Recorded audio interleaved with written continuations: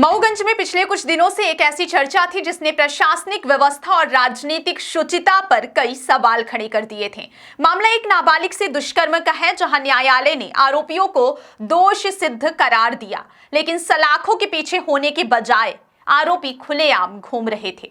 अब इस मामले में एक बड़ा मोड़ सामने आया है। मऊगंज पुलिस अधीक्षक ने फरार चल रहे दो मुख्य आरोपियों इंद्रपाल सिंह और एक अन्य पर 10-10 हजार रुपए का इनाम घोषित किया था। यह कार्रवाई तब हुई जब न्यायालय ने आरोपियों के खिलाफ कुर्की की चेतावनी देते हुए उद्घोषणा की प्रक्रिया शुरू की। मिली जानकारी के अनुसार दोनों आरोपी ग्राम खुजवा के निवासी हैं। इनमें से एक आरोपी इंद्रपाल सिंह ने न्यायालय में खुद को सरेंडर कर दिया है। यह घटना उस समय सामने आई जब न्यायालय द्वारा आरोपियों की दोष सिद्धि की प्रक्रिया पूरी हो चुकी थी। न्यायालय ने आरोपियों के खिलाफ गिरफ्तारी की कार्रवाई के आदेश दिए, लेकिन दोनों आरोपियों ने इस आदेश का पालन नहीं किया और फरार हो गए। इसके बाद न्यायालय की ओर से उद्घोषणा की प्रक्रिया अपनाई गई और नियत समय सीमा तक आत्मसमर्पण न करने की स्थिति में कुर्की की चेतावनी भी जारी की गई। इस पूरे मामले ने मऊगंज जिले में लंबे समय तक हलचल बनाई हुई है। स्थानीय लोगों के बीच यह सवाल उठ रहा है कि दोष सिद्धि के बावजूद आरोपी इतने समय तक खुलेआम कैसे घूमते रहे। यह सवाल और भी गंभीर हो जाता है जब चर्चा में आता है कि आरोपियों का स्थानीय राजनीति से जुड़ाव बताया जा रहा है। हालांकि इस मामले में किसी भी जनप्रतिनिधि या राजनीतिक दल की ओर से अभी तक आधिकारिक प्रतिक्रिया सामने नहीं आई है। पुलिस अधीक्षक ने स्पष्ट किया है कि न्यायालय के आदेश का पालन करना उनकी प्राथमिकता है और आरोपियों की गिरफ्तारी के लिए लगातार दबिश दी जा रही है। उन्होंने यह भी कहा कि किसी भी महत्वपूर्ण सूचना देने वाले को इनाम राशि प्रदान की जाएगी। यह कदम पुलिस की उस प्रतिबद्धता को भी दर्शाता है जो कानून के शासन और अपराधियों के खिलाफ सख्ती के लिए आवश्यक है।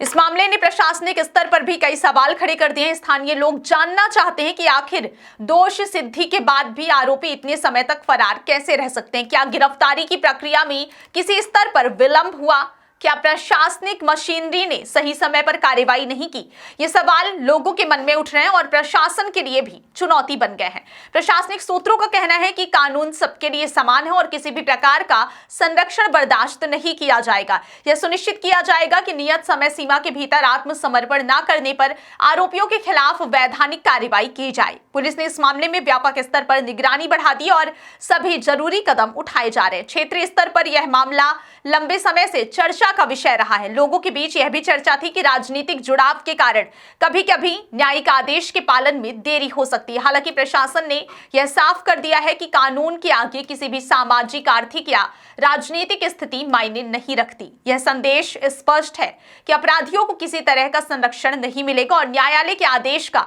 सख्ती से पालन किया जाएगा। मऊगंज जिले में यह मामला इसलिए भी संवेदनशील बन गया क्योंकि इसमें नाबालिग पीड़िता शामिल है। ऐसे मामलों में तेजी से कार्रवाई करना न सिर्फ कानून की मांग है बल्कि समाज की नैतिक जिम्मेदारी भी है। पुलिस अधीक्षक ने आश्वासन दिया है कि आरोपियों की गिरफ्तारी के लिए लगातार प्रयास जारी रहेंगे और किसी भी स्तर पर लापरवाही नहीं बरती जाएगी। जिला प्रशासन ने यह भी संकेत दिया है कि इस मामले में सभी वैधानिक विकल्पों का इस्तेमाल किया जाएगा।